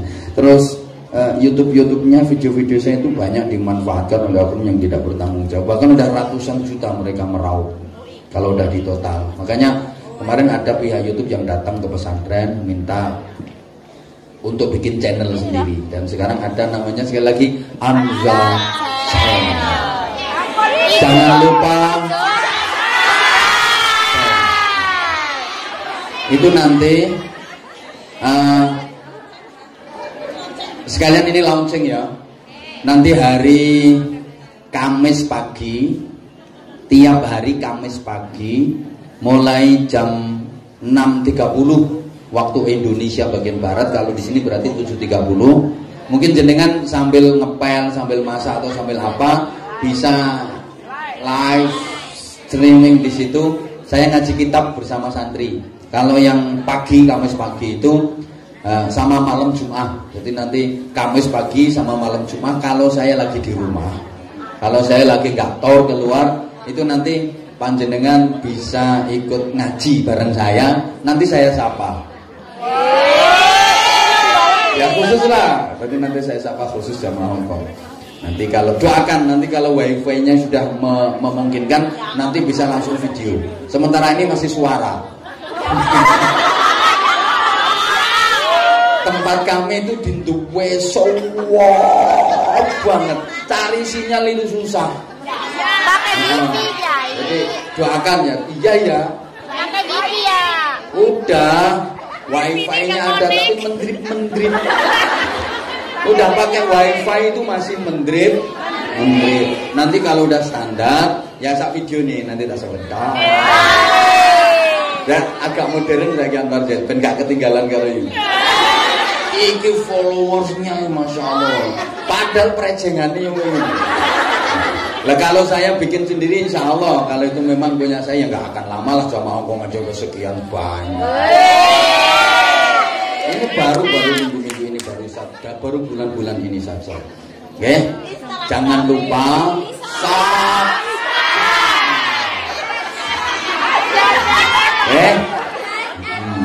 Betul ya? Sip. Ya, nanti biar teman sekali-kali aku tak ikut komen. Nanti tak absen. Siapa yang like di situ? Instagramnya apa ya? Instagram. Nanti menyusul. Maret nanti tak kasih tahu. Baru Januari ya. Enggak, saya enggak pernah aktif, tapi saya selalu ngintip. Jadi saya kalau dia bersama anak ganas, bersama orang-orang hebat itu selalu saya. Tapi saya enggak pernah aktif. Takut nanti saya kalau punya akun Instagram sendiri. Udah. Sekali-kali ya. Boleh. Oke, sekarang gini. Nanti ini kan udah hampir jam 1. Nah, kita potong dulu untuk sholat zuhur. Nanti kita sambung sampai jam 4. Setuju? Moga-moga aku kuat. Jadi nanti kita ada doa. Dan ya maaf yang kayak gini nggak pernah saya buang. Sampai dia itu heran. Iku kertas ngono iku digawe apa? Dikelompokno tulisan ngene-ngene. Jadi kalau ada kayak gini-gini, tulisan kayak gini, saya minta didoakan mudah-mudahan dapat jodoh seperti jenengan. Itu tak bawa pulang. Sampai dia itu heran. Liku gopo kan pernah ya udah tak kumpulin kayak gini. Diambil sama dia, ditekuk-tekuk, dimasukin sampah. Marah, "Oce, kayak apa?" Ini tak bawa pulang, nanti tak doain. Jadi pas kumpul jamaah ribuan yang waktu rutinan bareng majelis zikir sama majelis taklim itu saya khususkan untuk saya doakan bareng anak-anak yatim, saya doakan bareng jamaah. Maka yang kayak gini-gini nggak pernah saya buang. Ini nggak mubadir, ini nggak pernah saya buang. Sampai pun amplop-amplopnya itu tetap saya simpan sampai sekarang. Isinya wis gak ono. Isine udah di semen, udah di wesi. Ya, ini nanti kita sambung setelah sholat zuhur, oke? Nah, sekarang kita doa sederhana dulu bil Fatihah. Mudah-mudahan semua yang hadir di majelis ini bersama saudara, bersama keluarga diberikan 6 harapan asasi hidup manusia yang menjadi target kita. Selamat, sehat, nikmat, manfaat, terhormat, dan selamat dunia akhirat. Apapun yang menjadi hajat fitini wa dunya wal akhirah mudah-mudahan dikabulkan oleh Allah Subhanahu wa taala. Yang lagi dirundung duka, yang lagi dirundung masalah, mudah-mudahan segera diberikan solusi, diberikan makhraja, penyelesaian yang terbaik. Yang masih punya hutang piutang, dihimpit persoalan hutang. Demi Allah kita mohon dengan melalui majelis yang mulia ini, melalui zikir mengagungkan Allah, sholawat, menyanjung dan mengagungkan baginda Rasulullah SAW, diberikan solusi, diberikan penyelesaian. Mudah-mudahan seluruh problem persoalan yang menghimpit diangkat oleh Allah Subhanahu wa taala. Apapun penyakit zahiran wa batinan, penyakit luar dalam yang menyerang kita, yang menimpa kita, keluarga kita, mudah-mudahan berkahnya sedekah jenengan, infak jenengan, berkahnya ngaji kita, berkahnya majelis yang mulia ini, mudah-mudahan disembuhkan oleh Allah Subhanahu wa taala. Anak-anak kita yang masih belum mendapatkan bimbingan, masih belum mendapatkan hidayah, anak-anak kita yang kena pengaruh-pengaruh nakal dari teman-temannya, mudah-mudahan dijaga oleh Allah Subhanahu wa taala, diarahkan oleh Allah Subhanahu wa taala, dibimbing dan dituntun untuk menjadi anak-anak yang solih dan solihah. Bagi suami-suami yang mungkin kurang bertanggung jawab, bagi suami-suami yang zalim kepada istri-istrinya, mudah-mudahan diberikan kesadaran, dibuka mata hatinya oleh Allah Subhanahu wa taala untuk menjadi suami-suami yang solih, suami-suami yang bertanggung jawab fid dini wad dunya wal akhirah. Yang masih ada persoalan dengan orang tua, dengan saudara, apapun itu, karena sakit hati, karena urusan keluarga apapun, mudah-mudahan dan sekali lagi mudah-mudahan semuanya diberikan jalan kebaikan oleh Allah Subhanahu wa taala. Yang tidak rukun dengan siapapun, mudah-mudahan sekat itu dihilangkan oleh Allah, sehingga semuanya terjalin silaturahim dengan akrab, terjalin ukhuwah ad-diniyah, semua itu dilandaskan kepada Islam, iman, ihsan dan taqwa Allah. Al-Fatihah. A'udzubillahi minasyaitonir rajim. Bismillahirrahmanirrahim. Alhamdulillahirabbil alamin arrahmanir rahim maliki yaumiddin. Iyyaka na'budu wa iyyaka nasta'in. Ihdinas siratal mustaqim. Shiratal ladzina an'amta 'alaihim ghairil maghdubi 'alaihim waladdallin. Rabbighfirli wa liwalidayya wa lil mu'minina amin ya rabbal alamin. Seluruh malaikat yang ikut hadir di majelis mulia ini, yakin ribuan bahkan jutaan malaikat ikut hadir di majelis ini, menghormat majelis ini, bahkan mendoakan seluruh jamaah yang hadir di majelis ini bahwa semua kesalahan, kezaliman, dosa-dosa yang pernah dilakukan di masa lalu diampuni oleh Allah Subhanahu wa taala. Al-Fatihah. A'udzubillahi minasyaitonir rajim. Bismillahirrahmanirrahim. Alhamdulillahirabbil alamin arrahmanir rahim maliki yaumiddin. Iyyaka na'budu wa iyyaka nasta'in. Ihdinas siratal mustaqim. Shiratal ladzina an'amta 'alaihim ghairil maghdubi 'alaihim waladdallin. Rabbighfirli wa liwalidayya wa lil mu'minina amin ya rabbal alamin. Kotoran-kotoran akal pikiran, kotoran-kotoran nafsu, kotoran-kotoran hati mudah-mudahan dihilangkan oleh Allah Subhanahu wa taala, dijadikan akal yang jernih, pikiran yang bening, hati yang bersih dari seluruh penyakit-penyakit amradul qulub.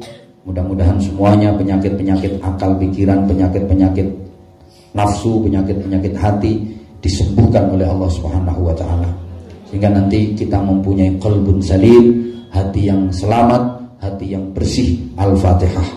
A'udzubillahi minasyaitonir rajim. Bismillahirrahmanirrahim. Alhamdulillahirabbil alamin arrahmanir rahim maliki yaumiddin. Iyyaka na'budu wa iyyaka nasta'in. Ihdinas siratal mustaqim. Shiratal ladzina an'amta 'alaihim ghairil maghdubi 'alaihim waladdallin. Rabbighfirli wa liwalidayya wa lil mu'minina amin ya rabbal alamin. Kita berfatihah sekali lagi memohon kepada Allah Subhanahu wa taala, mudah-mudahan yang masuk ke hati kita, yang masuk ke jiwa kita adalah ajaran-ajaran agama yang benar ala thariqati ahli sunnah wal jamaah.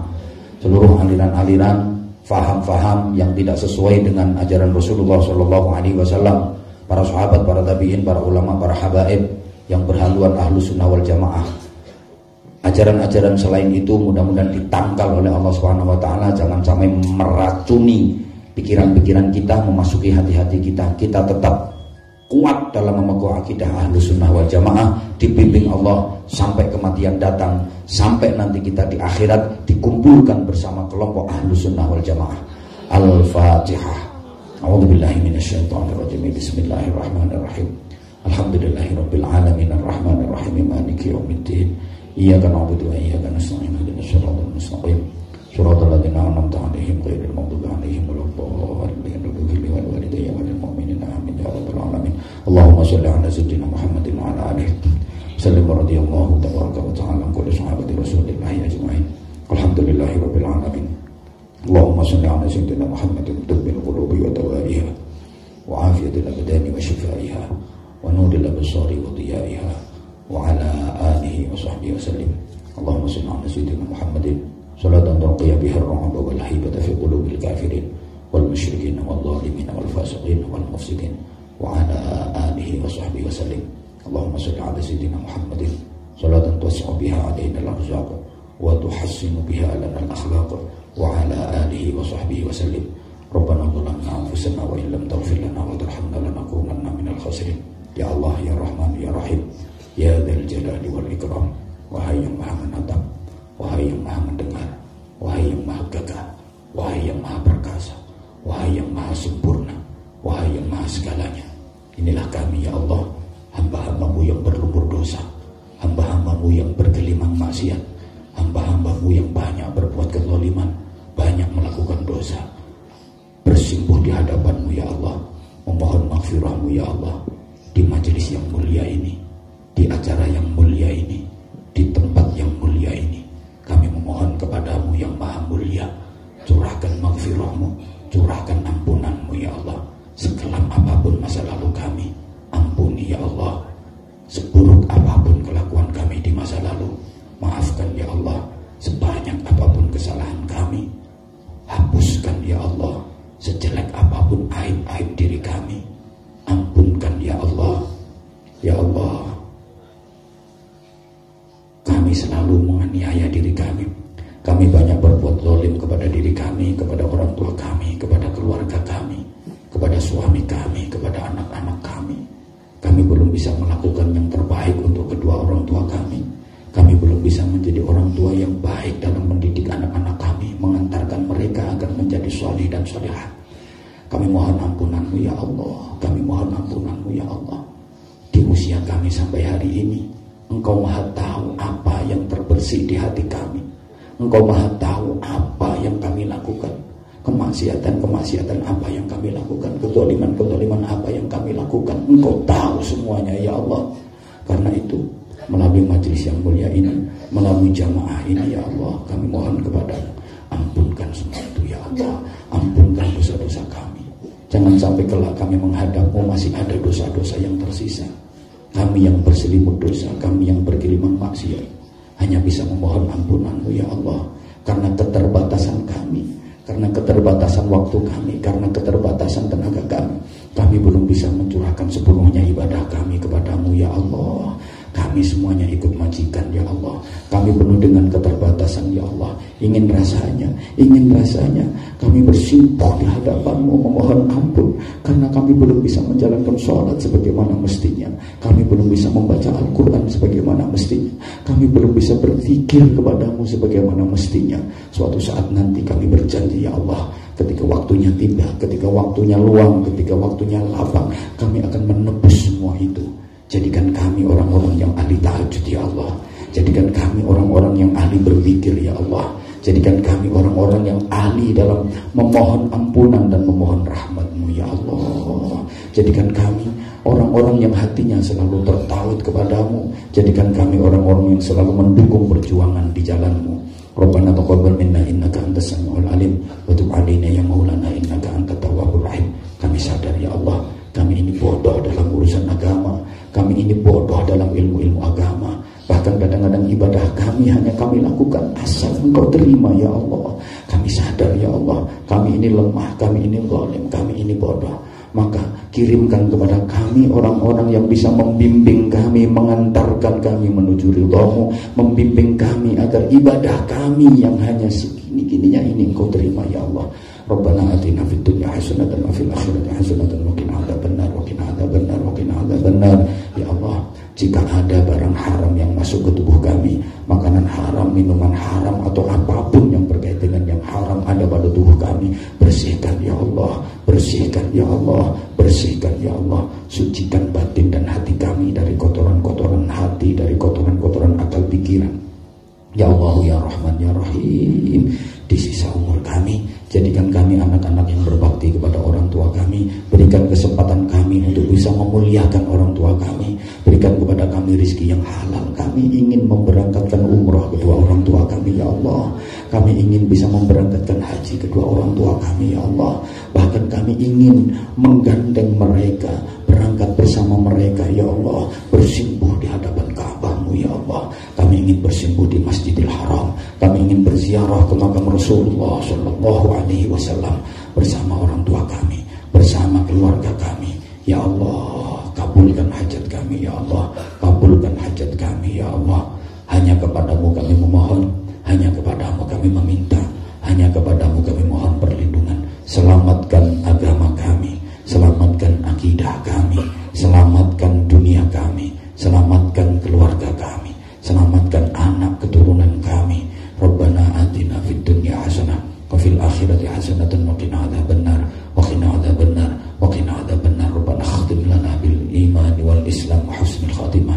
Ya Allah, ketika kelak waktunya tiba, kami harus menghadap kepadamu.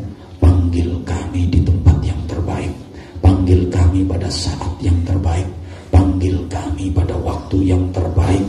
Kumpulkan kami bersama orang-orang yang kami cintai. Jangan cabut nyawa kami di saat kami sendirian ya Allah. Jangan cabut nyawa kami di saat kami takut berpisah dan berat untuk meninggalkan keluarga yang kami sayangi ya Allah. Ambil kami menghadapmu nanti pada waktu yang terbaik, ketika kami sedang melakukan ibadah, ketika kami sedang melakukan kebaikan ya Allah.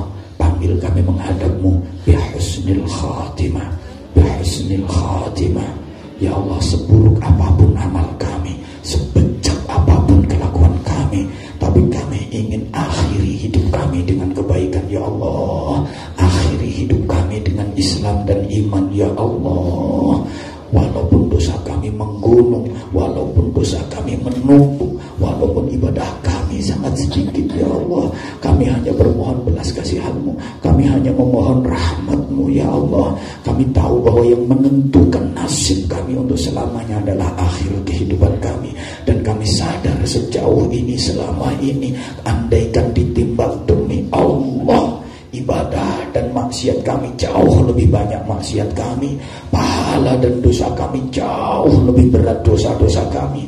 Karena itu ya Allah, tanpa ampunan-Mu, tanpa kasih sayang-Mu, kami tidak akan jadi apa-apa ya Allah. Di akhir hayat kami, matikan kami dalam keadaan husnul khatimah, matikan kami dalam keadaan husnul khatimah. Ambil roh kami bersamaan dengan kami mengucapkan kalimat talqin la ilaha illallah, la ilaha illallah, la ilaha illallah, Muhammadur Rasulullah sallallahu alaihi wasallam. Rabbana taqabbal minna innaka antas samiul alim wa tub alaina ya maulana innaka antat tawwabur rahim.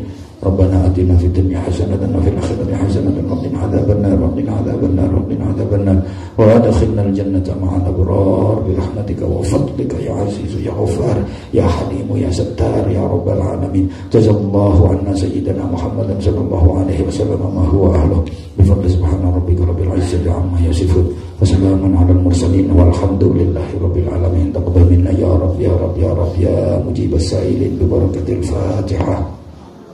A'udzubillahi minasyaitonir rajim. Bismillahirrahmanirrahim. Alhamdulillahirabbil alamin arrahmanir rahim maliki yaumiddin. Iyyaka na'budu wa iyyaka nasta'in. Ihdinas siratal mustaqim. Shiratal ladzina an'amta 'alaihim ghairil maghdubi 'alaihim waladdallin. Rabbi fidli wa liwalidayya wa lil mu'minina amin ya rabbal alamin.